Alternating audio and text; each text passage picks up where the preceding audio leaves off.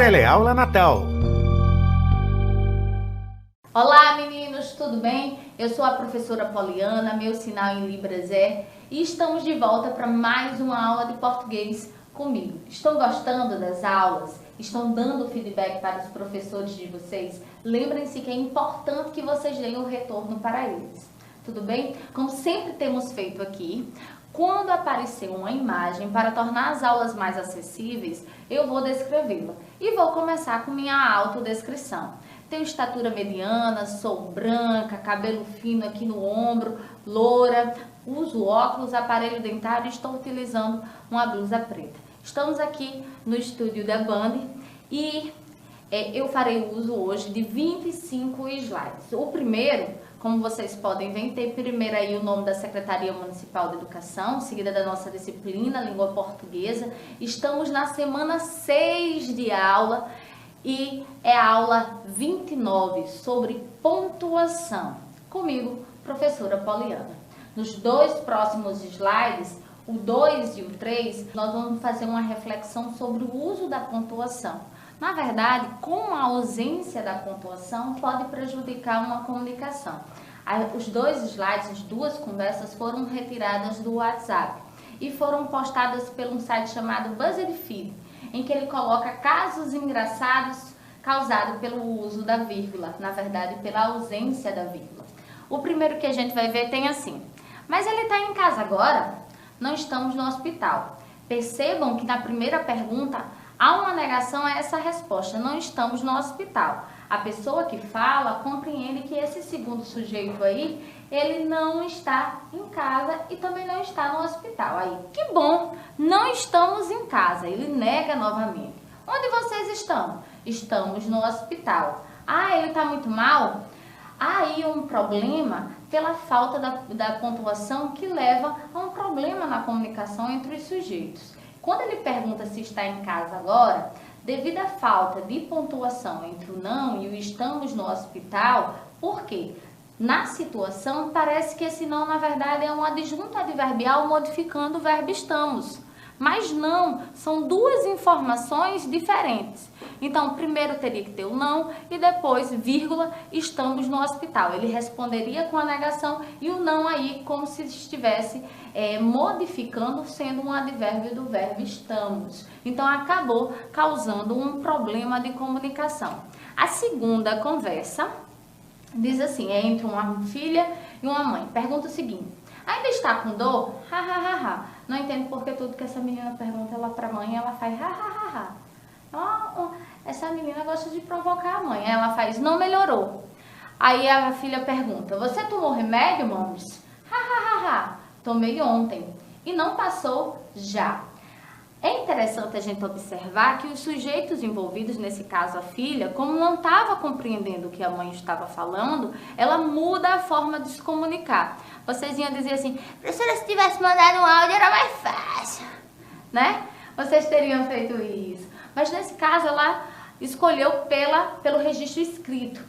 Então aí eu tenho um problema de comunicação da mesma forma que aconteceu na conversa anterior. O não entra como um modificador da palavra melhorou, do verbo melhorou, como um advérbio, quando na verdade deviam ser duas palavras, duas informações separadas por uma vírgula. Ainda está com dor? Não, vírgula, melhorou. Por quê? Porque senão não é um advérbio do verbo. Ele, na verdade, é a resposta da primeira pergunta. E tentando conseguir uma conversa, né, atingir a comunicação efetivamente, há uma mudança na construção da filha para poder compreender o que a mãe estava falando. Nos dois casos, é preciso que a gente observe que a falta da vírgula, a ausência da vírgula, foi o que prejudicou a comunicação, o projeto de dizer entre esses dois sujeitos que estavam ali envolvidos na conversa do WhatsApp. Então, hoje nós vamos fazer uma reflexão sobre como a pontuação ela está relacionada à estrutura dos termos sintáticos, à estrutura da oração do texto de vocês. Hoje, certo? Então, nós vamos trazer primeiramente aqui um vídeo para vocês refletirem sobre qual a importância da pontuação, do porquê a gente estudar a pontuação, do porquê a gente precisar utilizar essa pontuação. E por isso, eu trouxe aqui essa diferença entre a oralidade e a escrita. Quando eu estou falando, todo tempo eu tenho uma linguagem corporal, vocês sabem quando eu estou brigando, vocês sabem quando eu estou sendo docinha. Por quê? Porque além, certo, da linguagem verbal que está sendo utilizada, eu tenho a linguagem visual, que é a do corpo, a entonação da voz, que dá a tonalidade necessária para a compreensão do meu ouvinte. Mas quando é na escrita, como eu faço isso? Porque há tanto mal entendido em grupos de família, nas conversas do WhatsApp, porque eu preciso da pontuação para dar a tonalidade necessária. Pensando nisso, aqui a gente tem duas imagens em oposição. A primeira, uma sombra humana liberando letras pela boca. A segunda são lápis sobre um papel escrito. A primeira simbolizando a oralidade e a segunda a escrita, a modalidade escrita. Para a gente poder fazer uma reflexão sobre a diferença, né, entre oralidade e escrita e o uso da pontuação, eu trouxe para vocês um vídeo do Porta dos Fundos, que é o Homem Pontuação. Bora ver? E aí, pessoal? Jorge! E aí, como é que foi de férias? Ótimo. E vocês? O que foi isso? Isso o quê? Não posso perguntar se estão bem? Porra de gesto é esse que você tá fazendo aí? Ah, isso aqui? Só a mania que eu tô. Eu comecei com as aspas com a mão, depois veio a vírgula, depois veio a exclamação, depois veio a interrogação, e por aí vai. Vocês viram a última temporada de Game of Thrones? Ah, desculpa, era só um parêntese. Cara, você tem que se tratar. Você acha que eu não tentei? Fiz análise, terapia, tomei remédio, fiz jorrei. Deve ser bem chato ficar assim, né? É. O que foi isso? Eu fiz isso aqui? Fez. Eu sabia que esse dia ia chegar. O que foi? Eu fiz um acento. Por quê? Por quê? Logo comigo. Calma. Para, Jorge! Para, Jorge! Que para, cara? Para, não tem nem mais acento. Ô, Jorge, você tem que se tratar mesmo, tá? Você acha que eu não sei? Oi. Isso aqui foi um tio? Não!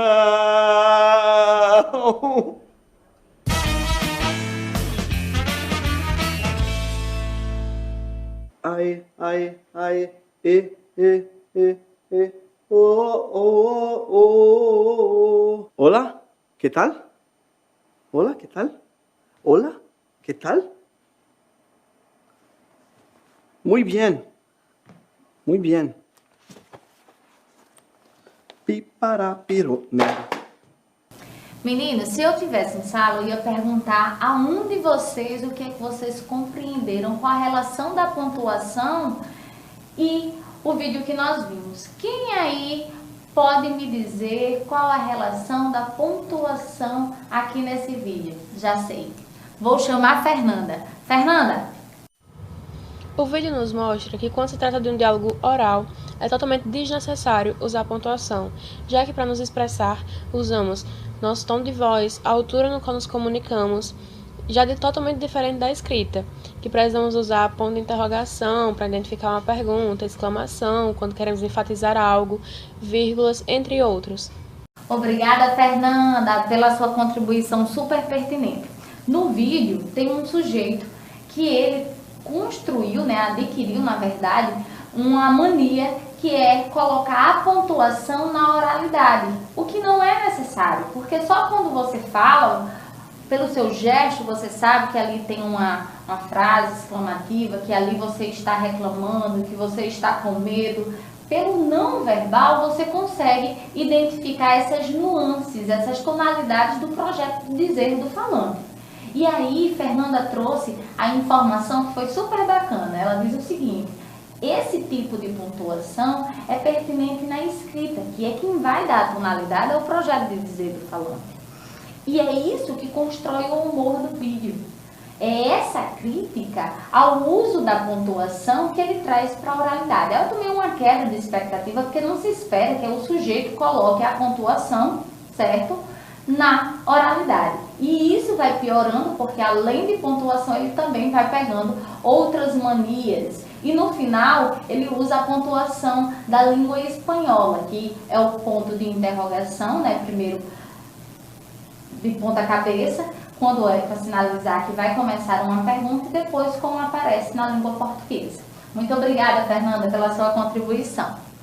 Vamos então a alguns sinais de pontuação, só para vocês relembrarem. O ponto de interrogação, o ponto final, o ponto e a vírgula e o ponto de exclamação. Mas hoje, na aula de hoje, nós vamos estudar a manda-chuva, a toda poderosa, que é a vírgula. Para poder estudar a vírgula, certo?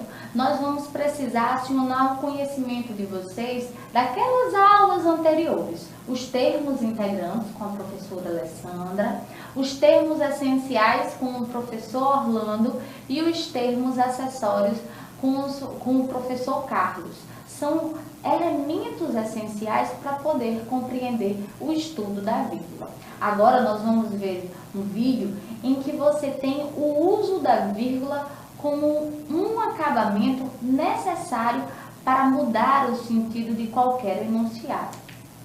A vírgula. A vírgula pode ser uma pausa ou não. Não, espere. Não espere. Ela pode sumir com seu dinheiro. 23,4, 2,34. Pode ser autoritária. Aceito, obrigado. Aceito, obrigado. A vírgula pode criar heróis. Isso só ele resolve. Isso só ele resolve. E vilões. Esse juiz é corrupto. Esse juiz é corrupto. Ela pode ser a solução. Vamos perder. Nada foi resolvido. Vamos perder nada. Foi resolvido. A vírgula muda uma opinião. Não queremos saber. Não. Queremos saber. Uma vírgula muda tudo. ABI. 100 anos lutando para que ninguém mude nenhuma vírgula da sua informação. Como vimos no vídeo, a vírgula ela pode mudar, o lugar onde ela está pode mudar completamente o sentido do que está sendo dito. E eu quero saber aí de casa, quem é que pode me dizer qual a relação entre o uso da vírgula e o vídeo que nós vimos? Deixa eu ver aqui quem é que eu vou chamar hoje. Renier, me diga aí o que é que você compreendeu do vídeo. Oi, meu nome é Renier Felipe, sou aluno da Escola Municipal Professora Palmeira de Souza e hoje eu vim fazer um pequeno comentário sobre o vídeo Uma Vírgula Muda Tudo, que é uma propaganda da Associação Brasileira da Imprensa. Bom, eu achei muito interessante como o vídeo transmite a ideia de que diferentes usos da vírgula podem transmitir diversas mensagens e, se usadas da forma errada, pode surgir falsas notícias. Bom, esse foi meu pequeno comentário e foi uma honra poder participar dessa videoaula. O prazer é nosso, Renier, de tê-lo aqui nas nossas teleaulas.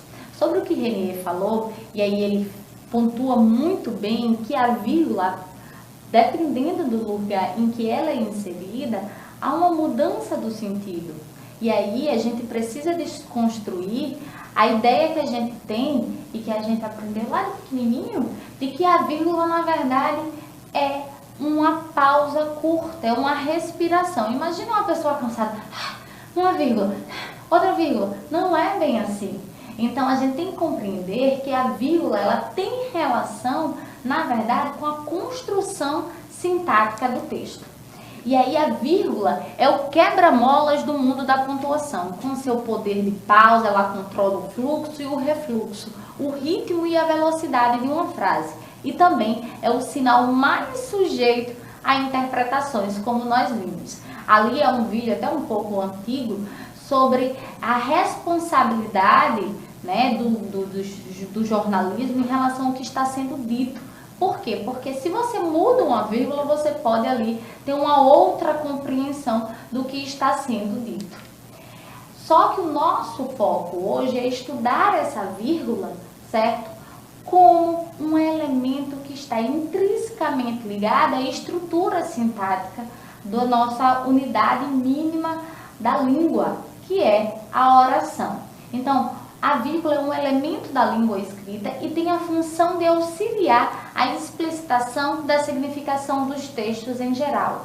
Trata-se de um sinal de pontuação ligado intrinsecamente à estrutura sintático-semântica da frase. isto é, a lógica da língua como instrumento de transmissão de informações.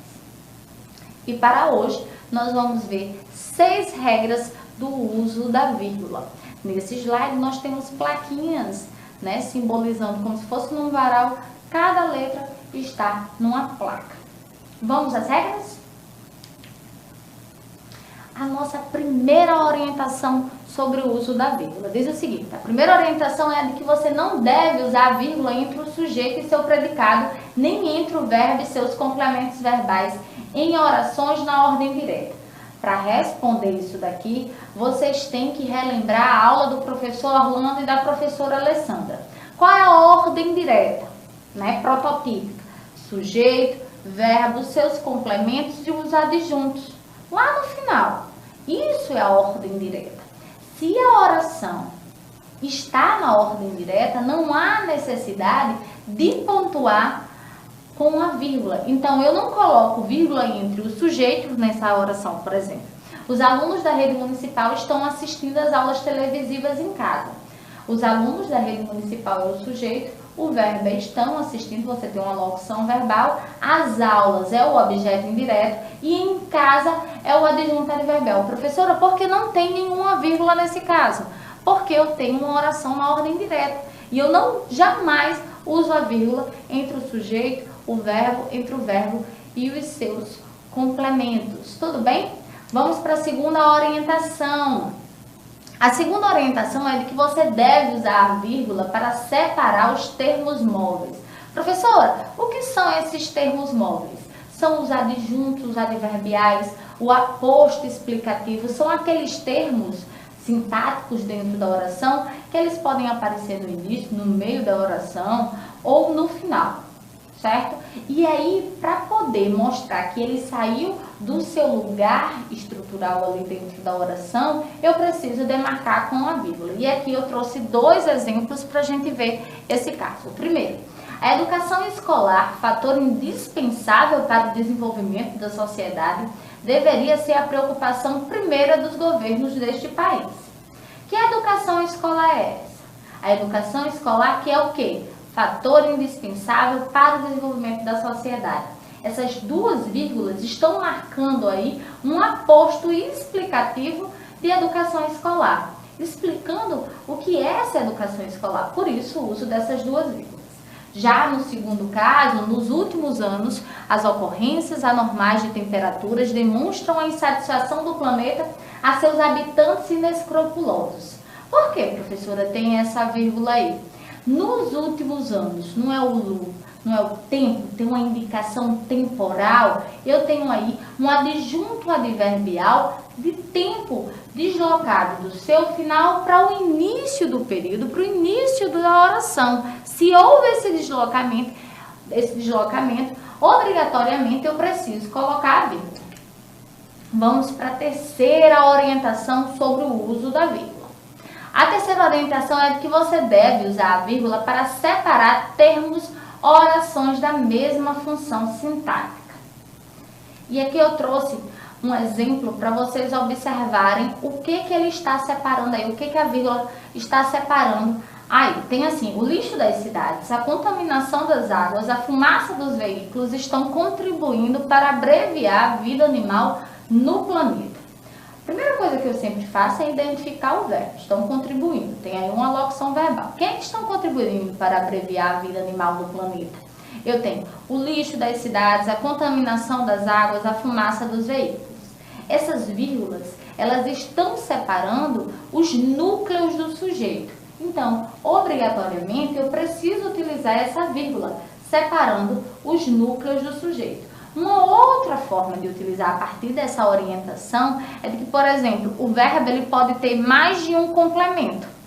E se for vários objetos diretos, aí eu preciso colocar a vírgula. Então, a terceira orientação é de que você precisa utilizar a vírgula para separar termos sintáticos semelhantes. A quarta orientação é a de que se deve, obrigatoriamente, utilizar a vírgula entre 2 orações de um período composto quando? Eu coloquei aqui 3 casos para a gente pensar. quando eu tenho duas orações que se unem de maneira independente, que é a oração coordenada, e de maneira subordinada, que é a maneira dependente. E aí, se a oração subordinada, por exemplo, ela estiver deslocada, eu preciso usar a vírgula. A vírgula, ela além de separar esses termos sintáticos, muitas vezes, ela também tem a intenção de demarcar que na ordem direta da oração houve um deslocamento de algum dos termos. E aí esse termo, por exemplo, um adjunto adverbial que deveria estar no final, foi para o início, foi para o meio da oração, e isso precisa estar demarcado. Então, o primeiro caso é quando eu tenho uma oração coordenada para separar orações coordenadas. João comeu, João encheu a barriga e dormiu. Entre a primeira e a segunda oração coordenada, eu tenho a vírgula. Na terceira, que eu tenho o izinho, né, a conjunção, eu não preciso utilizar a vírgula. Porém, existe aí uma exceção. Quando as orações coordenadas, elas não compartilham do mesmo sujeito. Por exemplo, João comeu, encheu a barriga e José tomou a comida dele. Houve uma mudança de sujeito.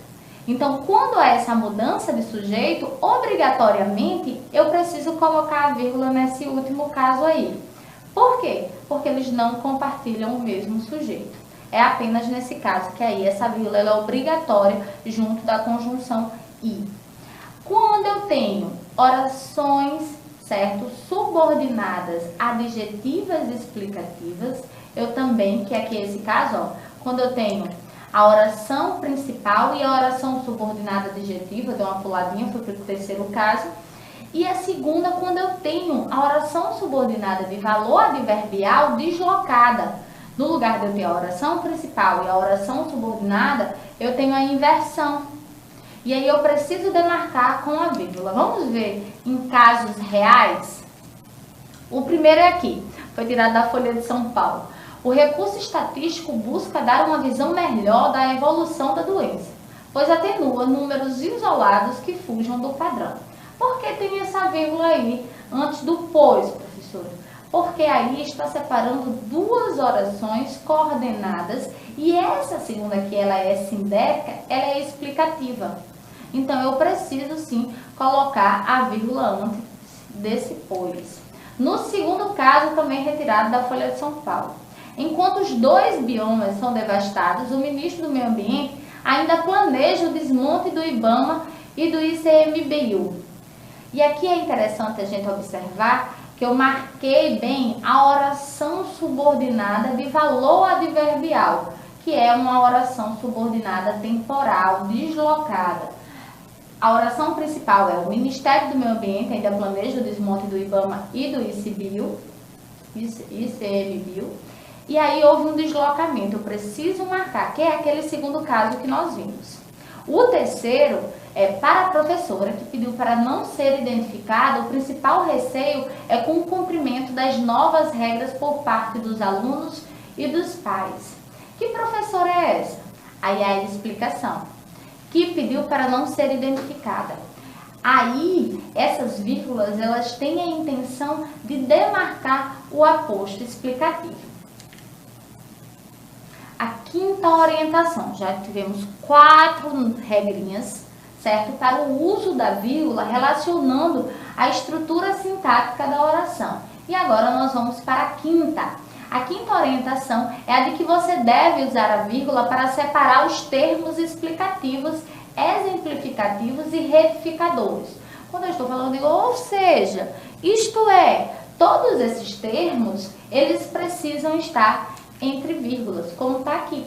Ou ainda, o novo coronavírus pode provocar uma infecção bifásica, isto é, ele persistiria no organismo e após algum tempo reapareceria com outros sintomas. Essas expressões, elas precisam estar entre vírgulas. Vamos para a nossa última orientação, que é a de que a vírgula pode ser usada para maximizar a economia de palavras. Colocada no lugar certo, ela permite a supressão de palavras. É interessante a gente observar que essa sexta orientação, ela não é apenas é sintática, ela também é estilística. Até uma figura de linguagem que você suprime, por exemplo, um termo dentro de um texto poético. Então, além de sintático, também é estilístico. Vamos ver aqui o exemplo? Às vezes, observo os ramos da árvore, outras, as folhas pelo chão. A vírgula depois de outras, ela omite o verbo observo. E assim você tem uma maximização, né, do texto, evitando assim a repetição. Tudo bem? Dadas todas as regras, o que que nós vamos fazer agora? Vocês estão no 9º ano e normalmente vocês fazem o processo seletivo do IFRN, da Escola Agrícola. Então agora nós vamos ver algumas questões de processo seletivo e como essa vírgula, o uso da vírgula pode ser cobrado, certo? Então vamos praticar. Na imagem há um cérebro com pernas e braços levantando uma barra de academia. Eu quero que a gente agora exercite todas as regras que nós vimos sobre o uso da vírgula. Vamos à primeira questão, que é da UFLA, Minas Gerais. Aponte a alternativa que justifica corretamente o emprego das vírgulas na seguinte frase. Normalmente, em processo seletivo, vai vir o trecho. No IFRN, eles numeram as vírgulas e vai pedindo para você ir observando caso a caso. Mas aí já na escola agrícola, pode cair como essa que está aí da UFLA, em que você tem um trecho e pede apenas para justificar o caso. Então vamos lá.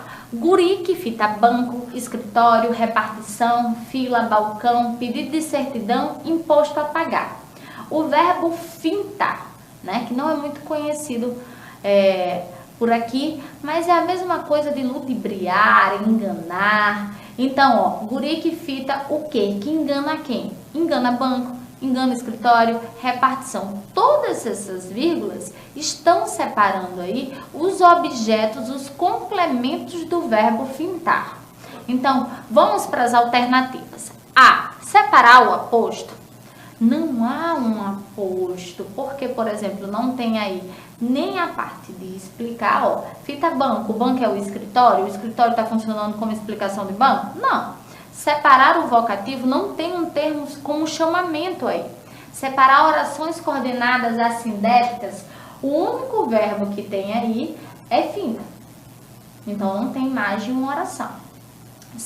Separar a oração subordinada adverbial da oração principal, a mesma coisa que eu falei anteriormente. Não tem oração aí, né? A gente tem uma oração, o guri que fita banco, escritório e repartição, mas não tem uma oração subordinada adverbial. E separar palavras com a mesma função sintática.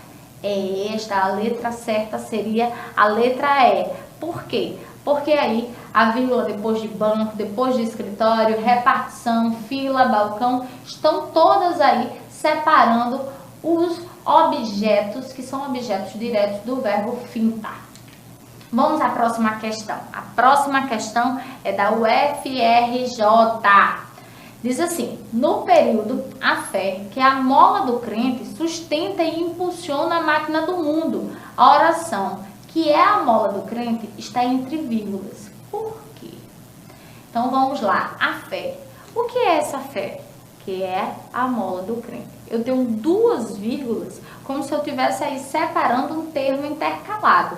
É um termo móvel da oração, que foi a nossa segunda orientação. Os termos móveis, que nesse caso aí é um aposto explicativo do que é a fé, eu tenho uma vírgula. Então, qual seria a resposta correta? Equivale a um aposto. Não está em ordem indireta, não é isso. Há um deslocamento, mas aí não está na ordem direta, é tanto que tem o sujeito, a fé, sustenta o verbo, apenas eu tenho um termo aí intercalado. O autor que destacar o conceito de crença. Há uma explicação, não necessariamente aí esse destaque. E D é uma oração adverbial, que não é explicativa, a gente tem até o pronome aí. Vamos para a próxima questão. Essa questão aqui já é do IFRN, que foi uma das provas que até caiu sobre o Pokémon GO. Tem assim, o jogo, aí, lembra que eu falei para vocês que nas questões do IFRN aparecem a numeração das vírgulas? Aparentemente inofensivo, tem provocado nas últimas semanas acidentes de trânsitos gravíssimos relatados pela mídia mundial. No Brasil, um jovem foi atropelado em Curitiba enquanto jogava o aplicativo. Em Rolândia, um motorista de 21 anos bateu na traseira de uma caminhonete por estar distraído com o Pokémon Go. Em Camboriú, um motorista perdeu o controle do veículo, bateu em outro que estava estacionado e foi flagrado com o celular em mãos, tentando capturar Pokémons. O causador do acidente fugiu do local antes da chegada da polícia. E aqui, na prova do IFRN, nós temos aí a avaliação e tentando relacionar o uso da vírgula às suas regras. Então, tem o caso 1, 2, 3 e 4. Primeiro, nós vamos avaliar uma dessas alternativas para depois a gente marcar qual é a afirmativa correta. As vírgulas assinaladas com os números 1 e 2 isolam uma oração adjetiva. Vamos voltar aí para o texto. O texto, aparentemente inofensivo. Entre a 1 e a 2, há um termo, né, aparentemente inofensivo, mas eu não tenho verbo. Se eu não tenho verbo, eu não tenho como ter uma oração. Então, não tenho como ter uma oração adjetiva explicativa. Essa primeira aí já estaria descartada. Segunda, as vírgulas assinaladas com os números 3, 4 e 5 foram utilizadas para separar adjunto adverbial deslocado. Vamos lá? 3, 4 e 5. Quando eu digo tem provocado, quando? Nas últimas semanas. Tanto a 3 como a 4 estão marcando o mesmo adjunto adverbial de tempo. Então, até aí, é sim um adjunto adverbial deslocado. Vamos ver a 5. Na 5 tem no Brasil. Um jovem atropelado em Curitiba, aí é a oração. Só que aí foi deslocado para o início no Brasil. Eu tenho um adjunto adverbial de lugar deslocado. Então, a 2 estaria correta até o momento. E a gente já vai avaliando ali as alternativas que tem 2, né? Bora para a próxima. 3. A vírgula assinalada com o número 6 indica a supressão de um verbo. Bateu na traseira de uma caminhonete por estar distraído com o Pokémon Go. Não há supressão de nenhum dos termos aí. Então, essa 3 aí estaria incorreta. 4. A vírgula assinalada com o número 7 separa orações coordenadas. Um motorista perdeu o controle do veículo, esse mesmo motorista bateu. Percebam aí que está, sim, separando orações coordenadas, orações que são independentes. Então, tanto a 1 como a 3 estariam incorretas. E qual é a alternativa que estaria correta?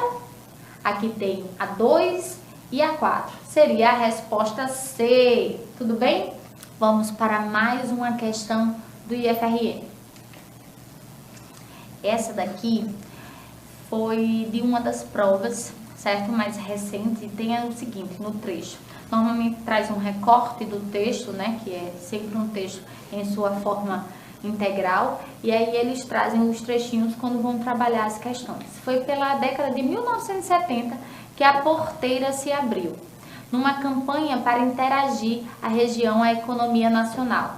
O governo militar distribuiu incentivos para que milhões de brasileiros ocupassem aquela fronteira vazia. Na corrida por terras, a grilagem falou mais alto e o caos fundiário virou regra difícil de ser quebrada até hoje.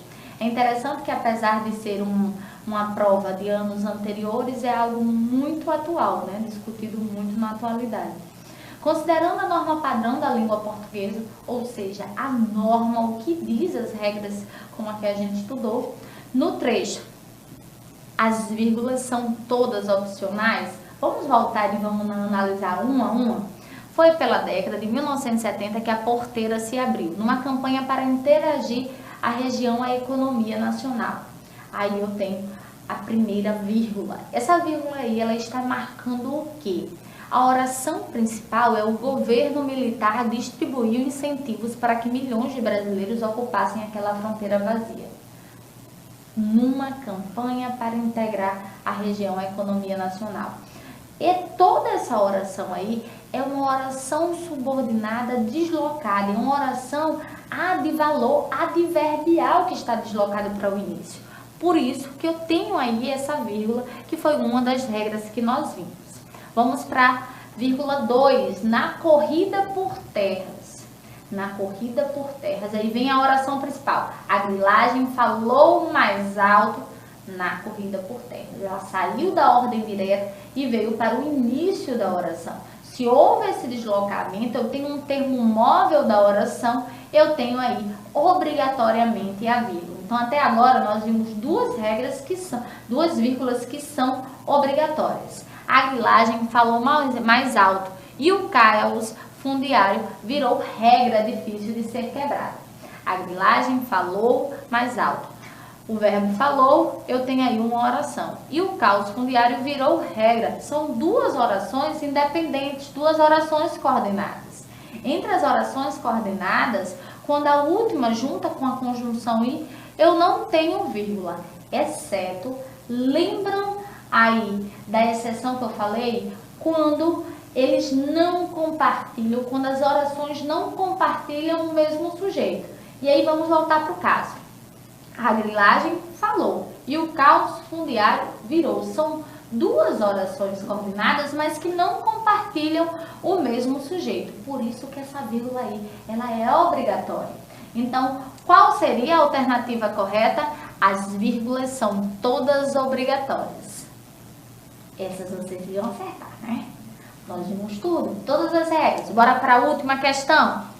No julgamento da ação contra vaquejadas, teve uma das provas que discutiu a questão das vaquejadas serem ou não regulamentadas, né? Regularizadas aí, porque estavam querendo proibir. E aí, no julgamento da ação contra as vaquejadas, a presidente do STF, Carmen Lúcia, disse que sempre haverá quem defenda as tradições, mas argumentou que elas podem ser modificadas quando há novo modo de ver a vida.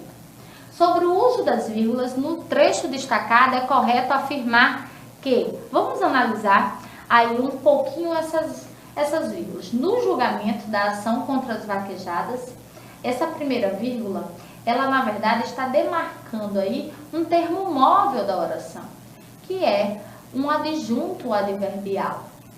A presidente do STF, Carmen Lúcia. Quem é a presidente do STF? Carmen Lúcia. Eu não estou chamando Carmen Lúcia. Aí uma explicação de quem é a presidente. Então, na verdade, é um aposto. As vírgulas 2 e 3 marcam aí um aposto. Diz que sempre haverá quem defenda as tradições. E vem uma oração coordenada adversativa. E essa vírgula aí, ela também é obrigatória. Pensando nisso, qual das alternativas estaria correta? A vírgula assinalada com o número 4 separa duas orações subordinadas. Nós vimos que é mentira porque, na verdade, é quem defende as tradições, mas argumentou, aí eu tenho duas orações coordenadas, não tenho subordinação, então não poderia ser a A. A resposta correta é a B. A vírgula assinalada com o número 1 separa um adjunto adverbial deslocado. Nós vimos isso quando estava analisando. Então, a C, quando diz as vírgulas assinaladas com os números 1 e 4, indicam intercalações. Não é essa 1 aí está marcando o adjunto adverbial deslocado. E a D, as vírgulas assinaladas com os números 2 e 3 separam o vocativo. Nós vimos que no caso aí, na verdade, é um aposto e não um vocativo. Estamos chegando ao final da nossa aula. Muito obrigada pela atenção de vocês. E aí, espero que tenham gostado. Até a próxima, hein?